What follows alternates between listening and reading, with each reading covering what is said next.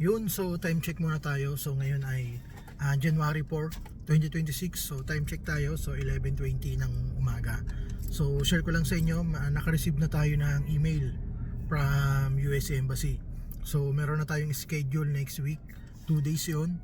So alam mo yun, nandyan yung nandyan yung kaba.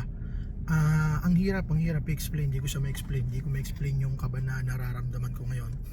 Nandun yung excitement, then andun din yung parang medyo malungkot na sobrang excitement ka. Ang hirap i-explain.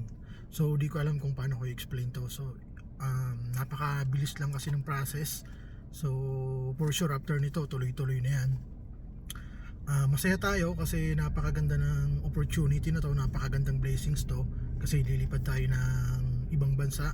So lalabas tayo sa ating comfort zone. So susugal tayo doon. So pag-iigihan natin doon, itutudo natin doon para syempre, so eto para to sa future natin, para pagdating ng panahon syempre maging settle na lahat para sa anak natin, para sa pamilya natin, para alam mo yon, yung mga gusto nating marating sa buhay, makuha natin pagdating ng araw. Kaya susugalan natin to.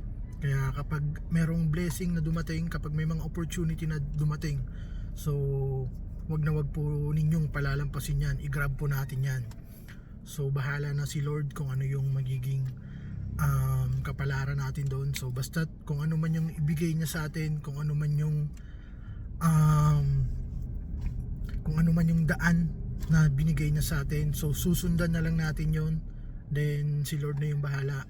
Basta tayo, susugal tayo, pag-iigihan natin. So sana maging smooth, sana umayon sa atin yung pagkakataon. So nandito yung excitement, andyan yung kaba. So update ko kayo sa mga susunod na mangyari.